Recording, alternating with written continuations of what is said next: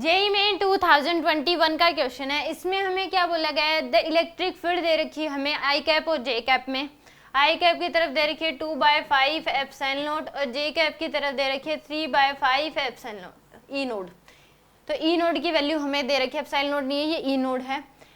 The flux of the field through a rectangular surface area 0.4 metre square, इसका area दे रखा है 0.4 metre square, parallel to Y Z plane, यानी कि Y Z plane के क्या है, पैरेलल है। तो ये हमें पता है कि एक्स वाई एक्सिस इधर होगी, ये क्या हो जाएगी एक्स एक्सिस और ये जेड एक्सिस। तो यहाँ पे अगर हम 3D में इसको सोचे तो इस केस में अगर हम बात करें तो यहाँ पे क्या कर रखा आपको कि ये क्या होगी आपके पास वाई एक्सिस, ये आपके पास क्या होगी एक्स एक्सिस और ये क्या हो जाएगी आपके पास जेड एक्सिस।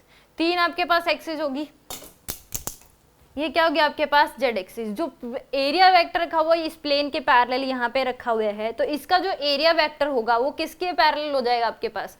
इसने कहा है कि parallel to Y Z plane, इस प्लेन में रखा हुआ है, ये प्लेन है इसके पैरेलल यहीं पे ऐसे रखा हुआ है, तो इसका जो एरिया वेक्टर होगा वो किसके पैरेलल हो जाएगा, एक्स एक्सिस। इसका एरिया वेक्टर इसके परपेंडिकुलर होगा तो इधर हो जाएगा, तो एक्स एक्सिस के क्या हो गया वो पैरेलल हो गया, एक्स एक्सिस के क्या हो जाएगा इसका एरिया वेक्टर पैरेलल हो जाएगा। तो यानी कि इलेक्ट्रिक फ्लक्स जो पास करेगा वो क्या होगा, ये इसकी तरफ इलेक्ट्रिक फील्ड लाइन दे रखी है तो यही एंटर करती हुई आएंगी, जो भी होगा कि जो एक्स एक्सिस में इलेक्ट्रिक फील्ड लाइन है वही पास करेंगी, वाई एक्सिस क्या होगी उसको ग्रेज करते हुए चली जाएंगी, तो उसकी वजह से कोई फ्लक्स पास नहीं करेगा इसमें।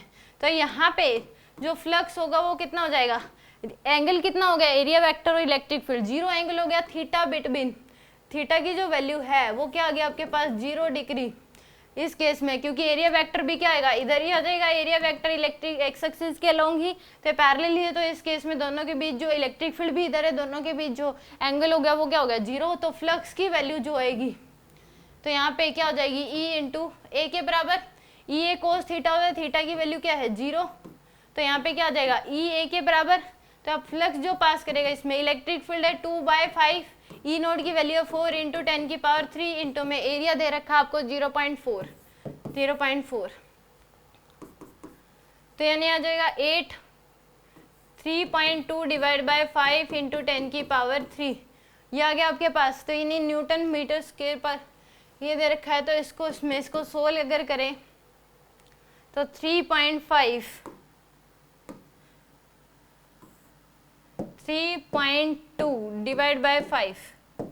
तो आ जाएगा आपके पास 0.64 × 10⁻³, तो यानी कि इसको लिख सकते हैं 640।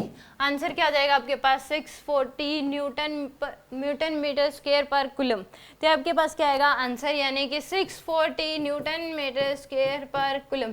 तो आपके पास इतना फ्लक्स पास करेगा इस रेक्टेंगुलर सरफेस में से। तो जिस प्लेन में भी रखा हो ना, मान लो वाई जेड प्लेन में रखा हो तो निकालने के लिए तरीका भी होता है, वाई जेड अगर प्लेन में रखा हुआ है तो इस एरिया वेक्टर जो आएगा वो तीसरा जो बच गया उस एक्सिस के अलोंग आएगा। मान लो कि एक्स वाई प्लेन में रखा होता तो ये इसका एरिया वेक्टर क्या हो जाता जेड के पैरेलल।